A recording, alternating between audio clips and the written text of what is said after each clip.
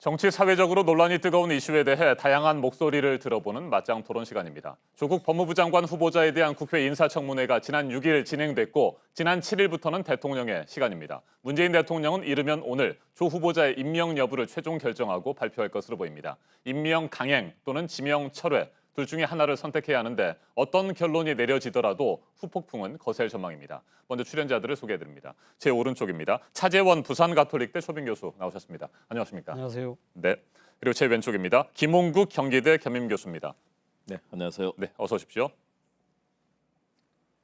문재인 대통령의 고심이 깊어지면서 당초 어제 조국 후보자를 임명할 가능성이 높다는 예상은 빗나갔습니다. 하지만 이르면 오늘 임명을 제거할 것이라는 관측이 여전히 지배적입니다. 더불어민주당은 임명 적격이라는 입장이지만 자유한국당은 임명이 강행될 경우 밀란 수준의 저항이 있을 것이라며 강경 투쟁을 예고하고 있습니다. 조국 후보자를 둘러싼 거취 문제로 여야의 강대강 대치가 이어지고 있습니다. 본격적인 토론 시작하겠습니다. 앞서 제가 말씀을 드린 것처럼 지난 7일 0시부터 대통령의 시간입니다. 일단 주말은 지나갔고요. 이르면 오늘 문 대통령이 최종 결정할 것으로 보이는데 어떻게 전망하시는지 먼저 두 분의 의견을 듣겠습니다. 먼저 차재원 교수님. 예, 지금 뭐 사실 그 다수의 관측은 어제 그러니까 지금 이 임명을 강행할 가능성이 높다는 네. 그 전망이 있었습니다만 그런 기류가 좀 바뀌고 있다. 그렇다고 한다면 아마도 제 생각에는 문재인 대통령이 사실은 지명철회 쪽으로 약간은 좀 이 지금 그 심중이 조금 더 그쪽으로 옮겨가고 있지 않을까 하는 생각을 해봅니다. 아하. 그 이유는 대체로 한 네 가지 정도를 들 수 있는데 네. 첫 번째 여론입니다.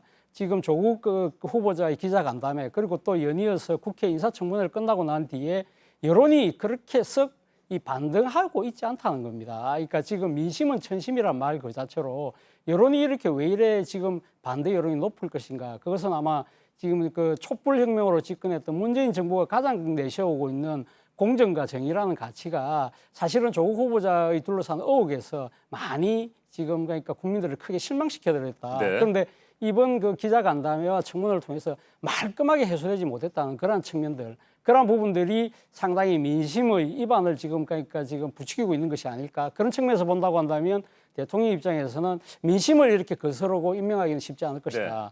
두 번째는 검찰 개혁이라는 겁니다. 검찰 개혁적 측면에서 본다고 한다면 현직 법무부 장관이 임명됐을 경우에 현직 법무부 장관의 부인이 기소된 상황에서 과연 어떠한 그 형태의 그 검찰 개혁의 조치가 그것이 선의로 받아들여질 것이냐는 문제입니다. 네. 그것은 아마도 이 지금 지금 보수 야당을 비롯해서 상당한 또 보수 언론들 같은 경우는 어떠한 식의 조치라도 그것은 검찰에 대한 보복으로 규정할 가능성이 높다는 겁니다. 그럴 경우에 사실 그 검찰 개혁에 대한 이 여러 가지 정당성 자체가 훼손될 수가 네. 있다는 거죠.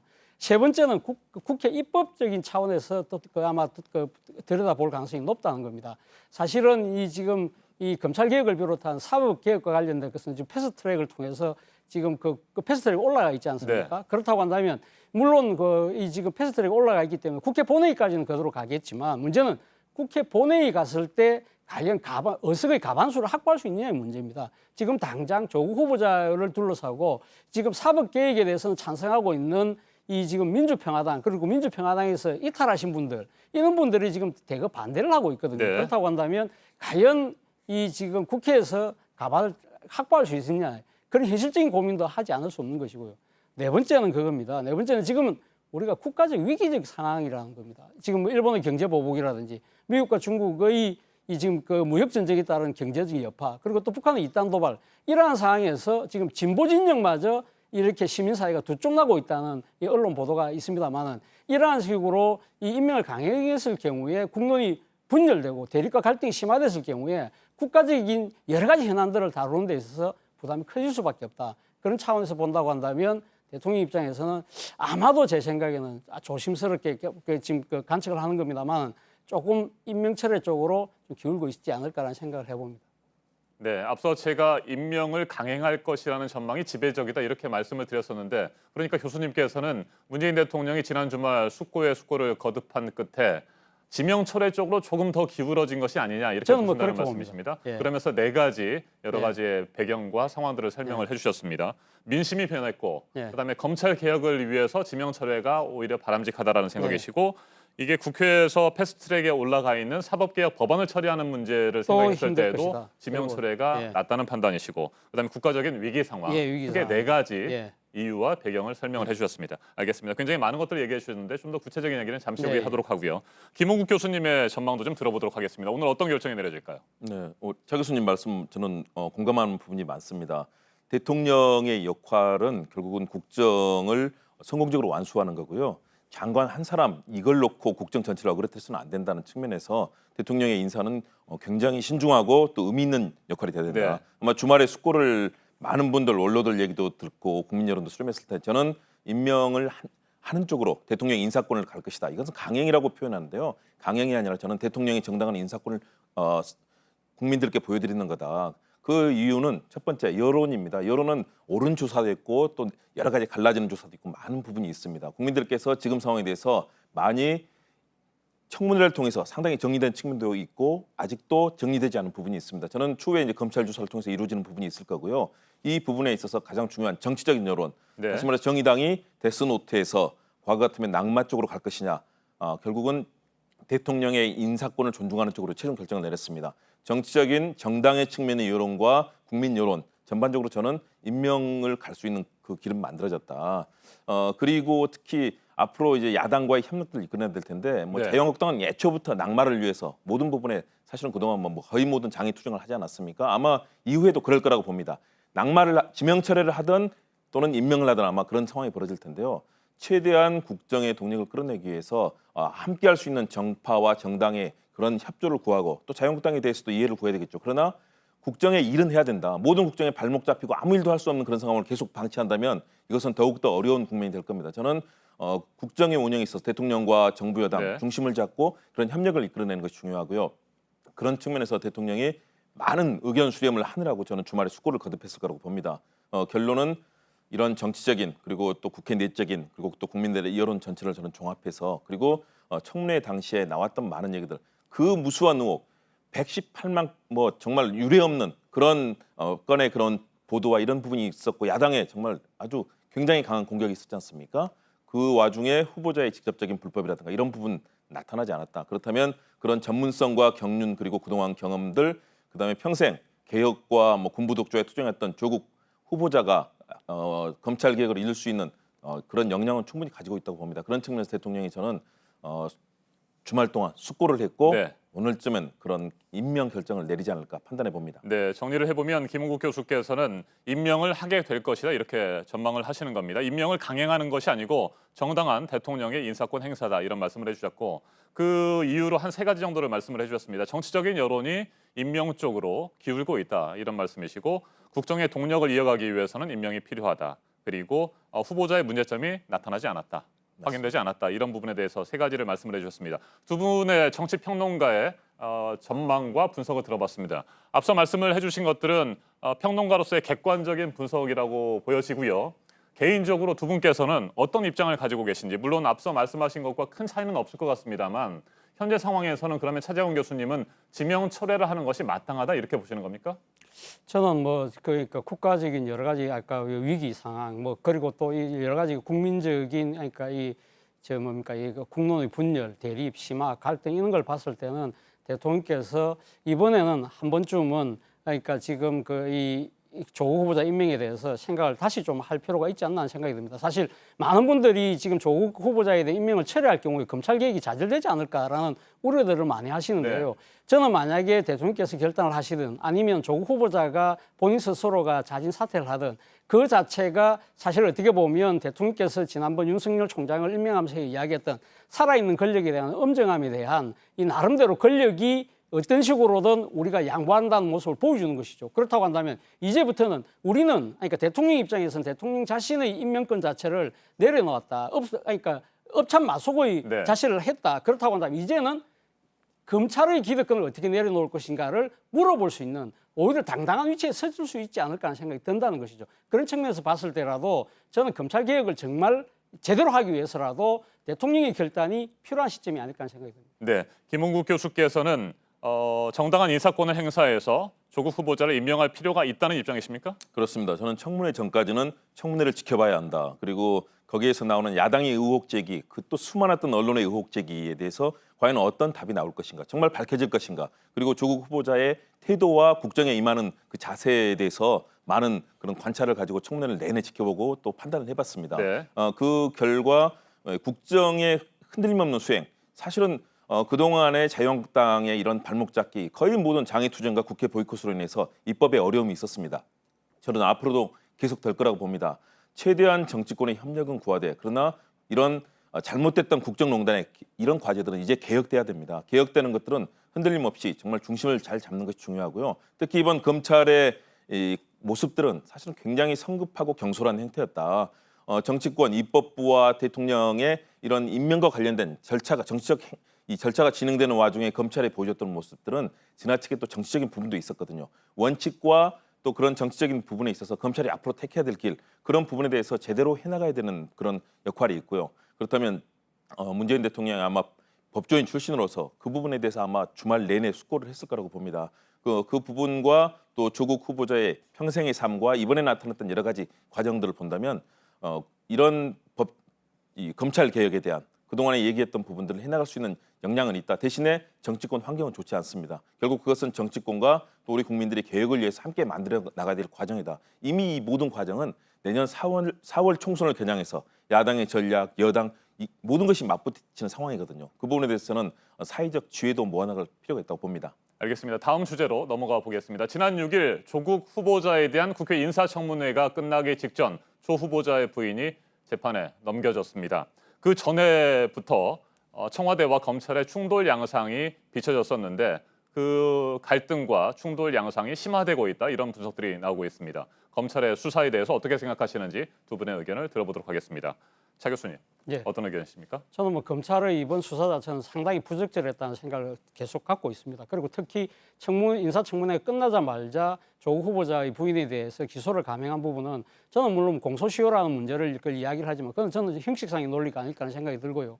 지금 사실 어떻게 보면 이번에 이 지금 조국 후보자를 둘러싼 여러 가지 의혹에 대해서 사실은 이 지금 검찰의 수사가 상당히 이례적이었다는 겁니다. 보통 보면은 이렇게 고발 사건이 들어오고 하면, 그리고 또 고발의 당사자가 지금 이게 국회 인사청문 과정에 가 있는 이 지금 그 공직 후보라고 한다면 그러한 부분들은 청문 절차가 다 끝나고 난 뒤에 해도 하는 것이 이 나름대로 검찰의 그러니까 그동안 행태였는데, 그리고 특히 지금 조국 후보자는 법무장관 후보자예요. 어떻게 보면 이 지금 검찰은 이 지금 법무장관의 이 관할과 감독을 받아야 될 관청이에요. 그렇다고 한다면 이 섣부른 수사 자체가 조국 후보자에 대한, 쉽게 말해서 법무장관 후보자에 대해서 검찰이 가부를 판단하는 모양새가 되고 있다는 겁니다. 이러한 것은 이낙연 총리가 이야기했듯이 그 검찰이 직접적인 정치적 일을 하는 것이 아니냐는 그러한 비난을 받아도 타당한 것이 아닐까 하는 생각이고요. 무엇보다도 지금 검찰이 수사하는 과정에서 사실 어떻게 보면 조국 후보자를 둘러싼 여러 가지 그러니까 여론의 전환이 상당히 있을 때마다 공교롭게도 이상하게 검찰에서 흘러놓은 듯한 여러 가지 이야기들이 언론에 보도됨으로써 여론이 또 반전되는 그러한 모양새가 계속 되풀이되고 있다는 겁니다. 물론 검찰은 피의 사실을 공표하지 않았다고 이야기는 하고 있지만 어쨌든 검찰의 수사에서 모든 것이 비롯됐다는 측면에서 봤을 때는 저는 이번 검찰의 수사는 정말 부적절하다는 생각이 듭니다. 네, 잠깐 언급을 하셨습니다만 그렇다면 청와대와 정부, 여당이 비판하는 것처럼 검찰이 정치를 하고 있다고 생각하십니까? 저는 뭐 그런 측면이 분명히 있다고 생각합니다. 바로 그 때문에 지금 조국 후보자에 대한 임명을 강행하자는 이야기도 있습니다만 앞서도 제가 말씀드린 대로 지금 이런 검찰을 바로잡기 위해서는 저는 조국 후보자 말고도 또 더 좋은 분들이 상당히 많다고 생각합니다. 그리고 앞서도 제가 이야기했지만 이 지금 조국 후보자에 대한 임명을 강행하는 것보다는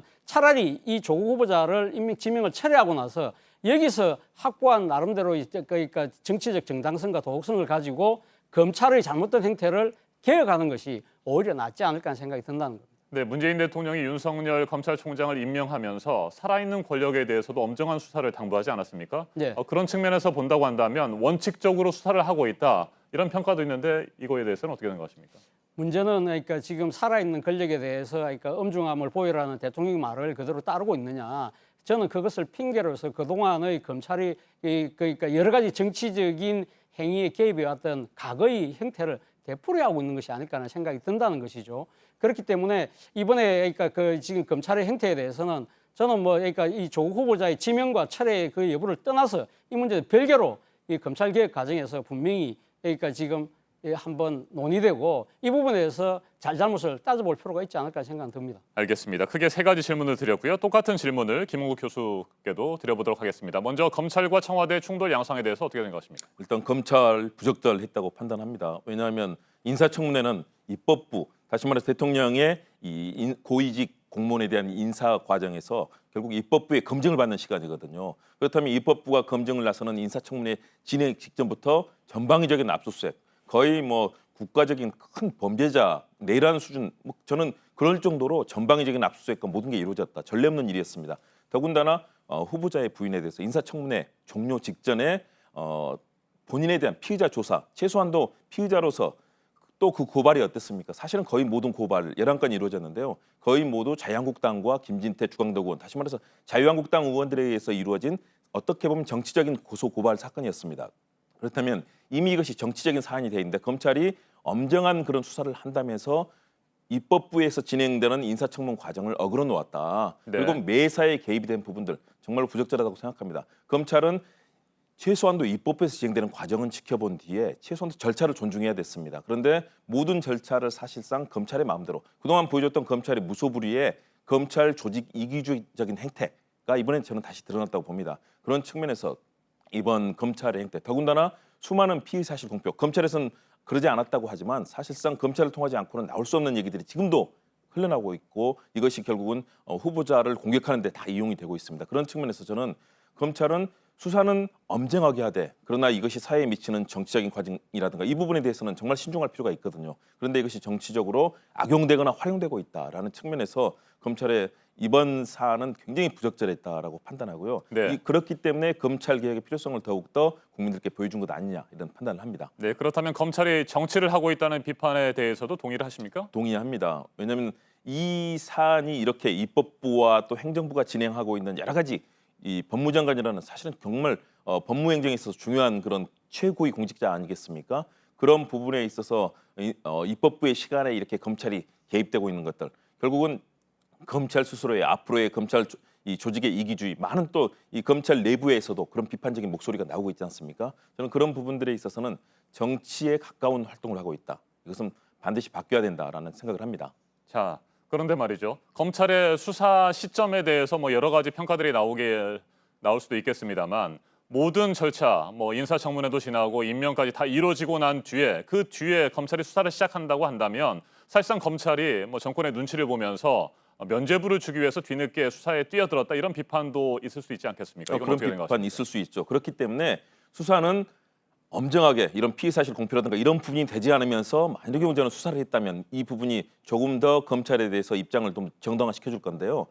과정 내내 이런 부분들이 피의 사실 공표가 드러나고 또 검찰의 직접적인 청와대의 반발과 이 논란이 벌어졌습니다. 저는 그런 부분에 있어서 문재인 대통령이 얘기했던 정권 내부라도 언제든 칼을 대야 된다는 얘기는 정말로 국정농단과 같은 거대한 범죄들에 있어서는 정말 정광석과 같이 해야 될 부분이 있습니다. 그러나 인사청문 과정에 검찰이 이렇게 직접 개입이 되고 마치 검찰과 청와대가 대결을 하는 모양새가 된 것들 저는 검찰이 이 과정을 존중하면서 이런 외부적인 공표와 또 직접적인 개입이 되지 않고 절차를 준수하면서 이런 수사를 했다면 저는 그 부분에 있어서는 충분히 국민들께서 공감하셨을 거라고 봅니다. 그러나 실제 진행되는 과정들은 굉장히 정치적인 판단을 할 수밖에 없는 그런 상황으로 진행이 됐습니다. 네, 오늘 어떤 결정이 내려지든지 간에 후폭풍은 정말 거셀 것으로 보입니다. 자유한국당은 밀란 수준의 저항이 있을 것이다 이렇게 주장을 하고 있습니다. 그런데 사실 뭐 그것과 상관없이도 굉장히 많은 일들이 있을 것으로 예상이 되거든요. 차 교수님, 어떤 후폭풍이 예상됩니까?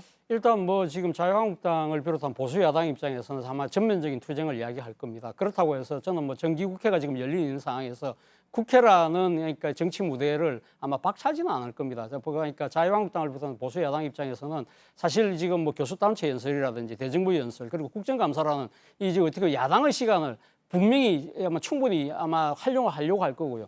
아마 주말을 이용해서 상당히 그러니까 장애 투쟁을 하는 원내에 네. 병행 투쟁을 하지 않을까 하는 생각이 들고요. 만약에 오늘 임명이 강행된다고 한다면 오늘 뭐 공언한 대로 바로 조국 그러니까 장관 햄 건의안을 바로 내지 않을까. 그리고 또 아울러서는 국정조사나 특별검사를 추진하지 않을까 하는 생각이 듭니다. 네, 임명이 필요하다 이렇게 보는 입장에서는 어떤 주장들을 하느냐면 살펴보면 말이죠. 네.